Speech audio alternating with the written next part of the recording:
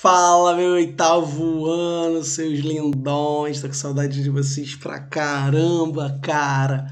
Pô, por isso que eu resolvi fazer esse vídeo assim, aparecendo no canto, pra poder ficar melhor, pra gente trocar uma ideia, pra vocês me verem, pelo menos.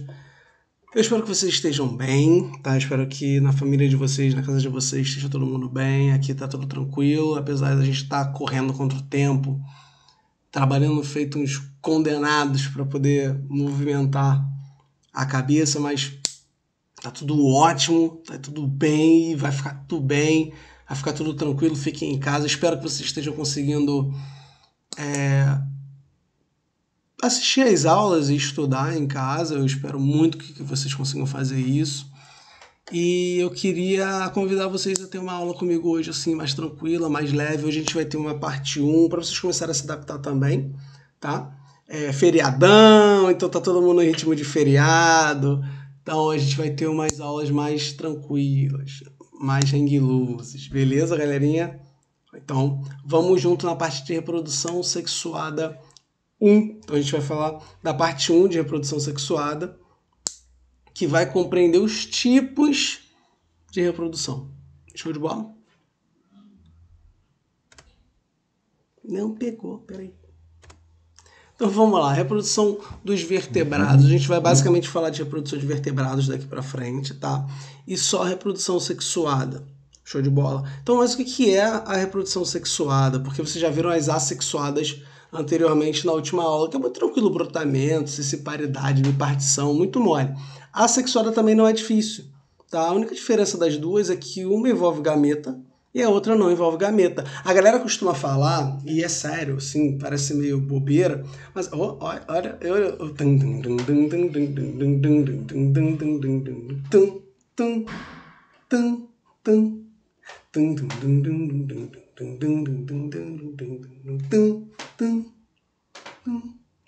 Michael Jackson. É que eu tô mexendo no computador aqui, ó. Olha aí, Felipe vindo, olha Felipe indo, pra ficar no meio. Bom, a reprodução dos vertebrados, ela vai ser basicamente o seguinte. Ela vai ser a união de duas células, sendo uma dessas um gameta, tá? Então a gente vai ter um gameta nessa união. E sempre a gente vai ter gameta envolvido na sexuada. Só que pode ocorrer que a gente tenha que usar só um indivíduo com os dois gametas, não necessariamente dois indivíduos cada um no seu gameta, tá? Ela pode acontecer, como a gente está vendo ali embaixo, simbianala, lindos, fofos, entre macho e fêmea, ou seja, sexos diferentes, com animais diferentes. A maioria dos animais que a gente conhece tem esse relacionamento de ter um macho e uma fêmea, beleza? Mas sempre há exceções na natureza. E também pode ocorrer que indivíduos tenham os dois sexos ao mesmo tempo. Tá, mas professor, como é que se faz isso? Esse caramujo lindo vai se enrolar e se autofecundar? Não, a gente vai ter o caramujinho A. Oi, eu sou o caramujinho A. A gente vai ter o caramujinho B. E eles vão fazer assim, ó, um fecundando o outro. Porque dentro dessas células chamadas gametas, a gente tem uma variabilidade genética. E a gente precisa passar para frente a variabilidade genética. Não adianta eu ter um monte de clone de um caramujo que se um vírus pegar nesse caramujo, vai pegar em todos os caramujos e nenhum deles vai ter nenhum tipo de resistência. Tranquilo? De boa? Então isso pode acontecer entre indivíduos de sexos diferentes e indivíduos diferentes. A gente pode ter indivíduos de sexos diferentes no mesmo indivíduo, como por exemplo os hermafroditos. E a gente pode ter indivíduos que são de sexos diferentes separados, como macho e fêmea. Show? Beleza? Isso pra gente? Ótimo. Vocês são muito inteligentes, então eu acredito que tenha sido. Existem vários tipos de reprodução dos vertebrados. A minha caixinha tá ficando na frente do R que tá aqui. Mas não fica chateado não, tá bom? Tá legal, porque senão vai sumir de lá. Enfim. O primeiro caso é dos nossos amigos peixinhos, tá? Esses caras vão lançar basicamente os gametas fora do corpo. Eles vão ter uma fecundação externa. A fêmea vai passar e vai jogar os óvulos num cantinho. O macho vai passar por cima e vai derrubar os espermatozoides. A gente vai falar hoje sobre reprodução de peixes mais lá na frente. Alguns anfíbios também fazem isso, alguns invertebrados aquáticos também fazem isso. Mas o que quer dizer isso? Os ovulíparas ou ovulíparos, se ligou? Um ótimo nome para chamar seu filho. Ovulíparo, sai daí! Muito maneiro isso, tá? Dá um toque de força. Esse aqui é o ovulíparo, é o nosso secretário. Olha só que coisa maneira, cara. Ovulíparo. Ovulíparo, então, você vai ter os gametas, tanto masculino como feminino, sendo lançados na água. Sempre tem a ver com água. Se eu fizer isso fora da água, não é ovulípara. Beleza? Ah, mas se eu fizer isso fora da água, o que acontece? O bicho morre, né?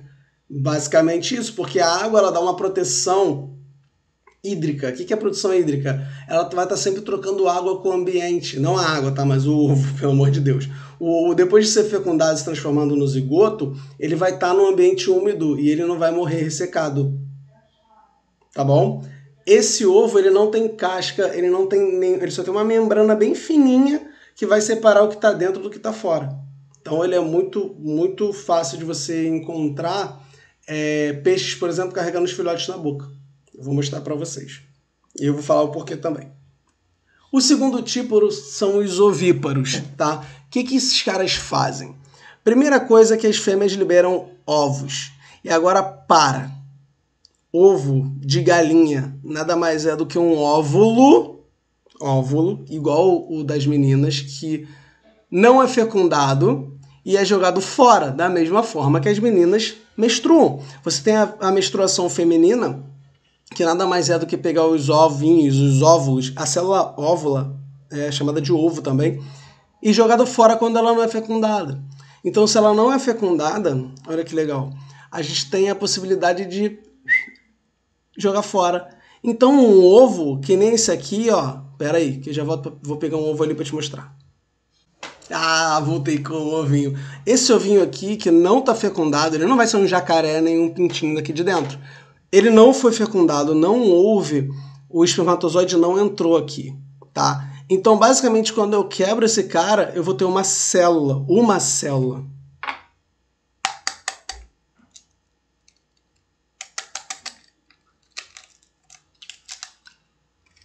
Isso tudo aqui dentro é uma única célula. Olha o tamanho desse núcleo, cara. Esse núcleo é gigante. Ah, professor, pô, tu é maluco, todo mundo já viu um ovo. Mas você nunca viu um ovo do jeito que eu tô te mostrando. Olha aqui, tá vendo essa partezinha aqui? Epa, meu microfone caiu. Peraí. Essa partezinha mais branca, ela é o que vai trazer uma ligação entre a parte de fora, o amniótico, com o ótico que está dentro, que é a nossa célulazinha. Isso aqui nada mais é do que um óvulo gigante. Tá, mas olha só, professor, tem uma parada muito bizarra aí. Ele tem casca. Como é que o espermatozoide entra nesse bagulho aqui? Não entra. Antes disso aqui se formar, o espermatozoide fecunda e depois esse ovo sai meio molinho. Quando esse ovo, depois que ele é fecundado ou não é fecundado, aí sim, dentro do organismo vai ser formada essa casquinha de calcário, que é uma casquinha resistente, uma casquinha. Para que serve essa casquinha resistente? Principalmente para os ovinhos não perderem água para o ambiente. Então, quando você tem um ovinho, por exemplo, do peixe que a gente viu e coloca ele no sol, ele vai evaporar a água dele toda. Com essa casquinha forte aqui, não. A segunda aqui é uma casquinha forte, então ela vai proteger esse ovo. Ela vai proteger o embrião que está ali dentro. E esse embrião ele vai se desenvolver totalmente dentro desses ovos. Aqui dentro tem todas as reservas nutritivas, tá? Que essa partezinha branca aqui, que já seria o nosso protoembrião, essa partezinha branca aqui que vai gerar uma possibilidade de um cordão para eles começarem a se alimentar aqui de dentro. O nosso pintinho, basicamente, ele seria essa parte amarela que ia se dividir e a parte branca onde tem os nutrientes felizes para ele poder consumir, tá bom?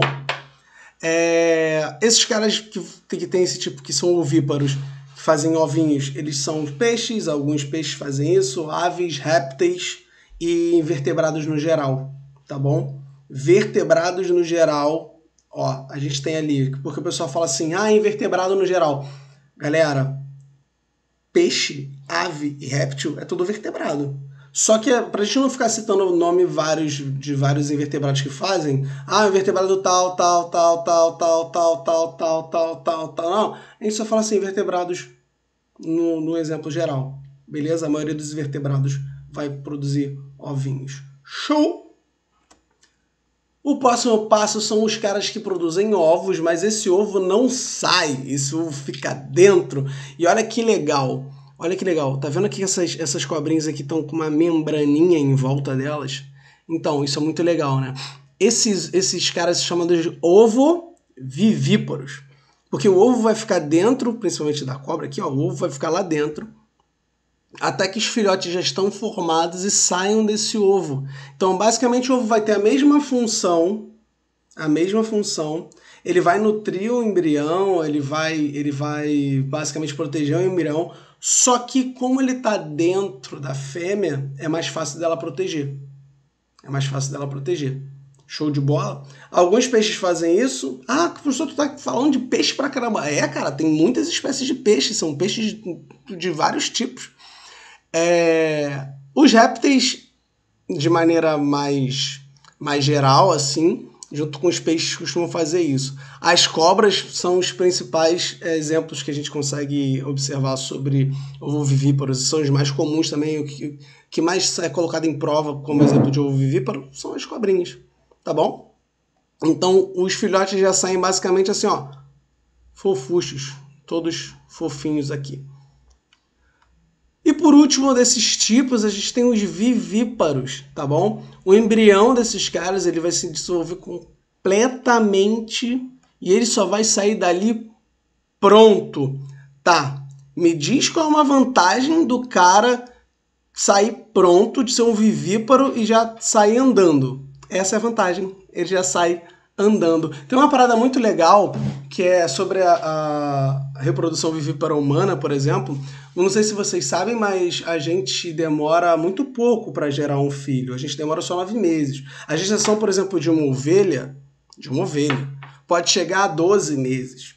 Olha só que legal. Um elefante, um ano não, então, um ano, hein? Obviamente, quando a gente tem animais que a gente usa para corte, como bois e vacas, a gente acelera esse processo.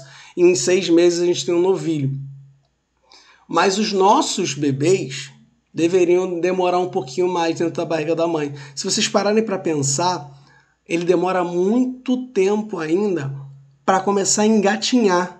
Quando, por exemplo, um filhote de cavalo já nasce andando, sozinho. Ninguém precisa ensinar. Isso tem a ver também com o fato da gente ter que correr e fugir, tá? Quando uma mãe está grávida, ela é mais difícil dela conseguir fugir. Então, quanto mais rápido nascem os filhos, mais sobrevivência a mãe tinha. Primeiro que o filho era menor, então para passar pelo canal vaginal era mais fácil. Isso a gente está falando de uma época onde australopitecos viviam junto com humanos na Terra. Mentira, isso não existiu não. Mas a gente está falando da época de Homo sapiens, não de Homo sapiens sapiens. A gente está falando de uma época onde existiam outros homos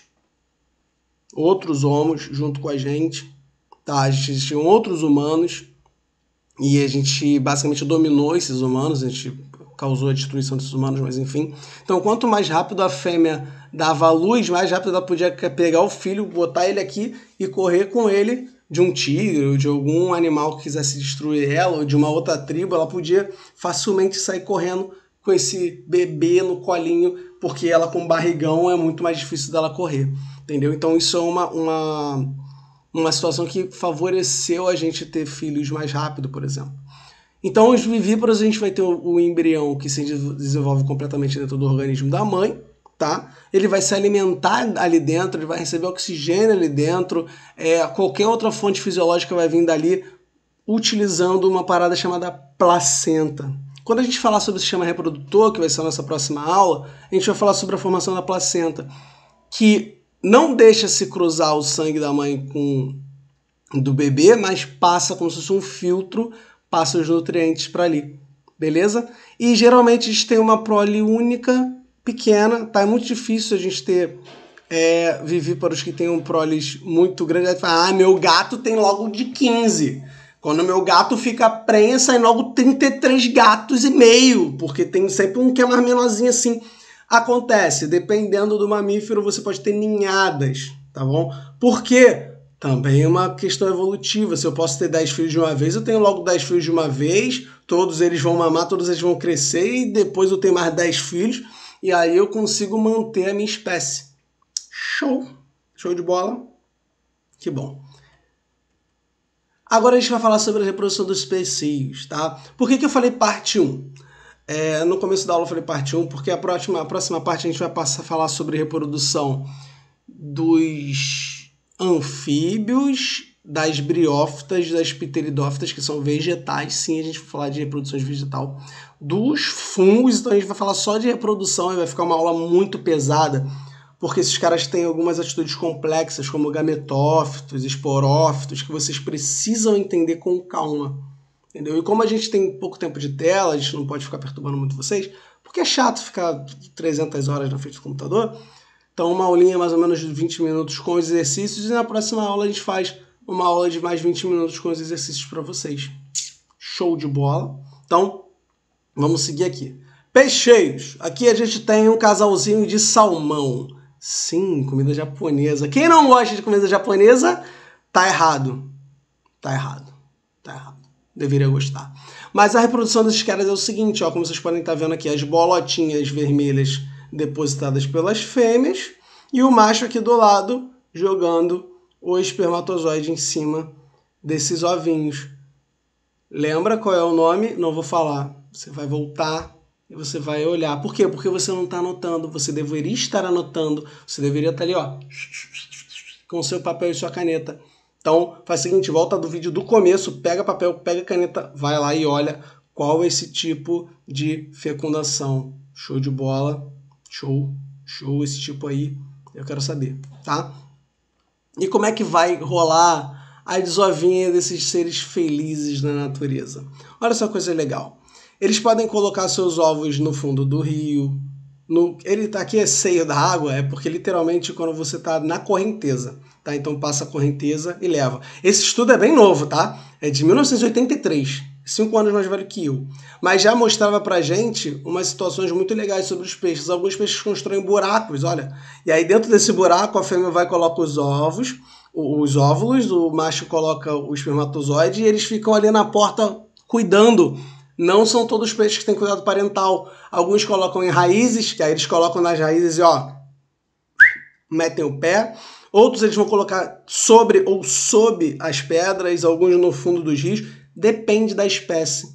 Lembra que eu falei para vocês? Ah, mas tu falou um monte de peixe faz isso, peixe. Depende do tipo de peixe.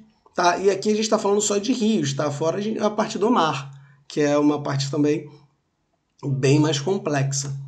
Olha só que coisa fofa.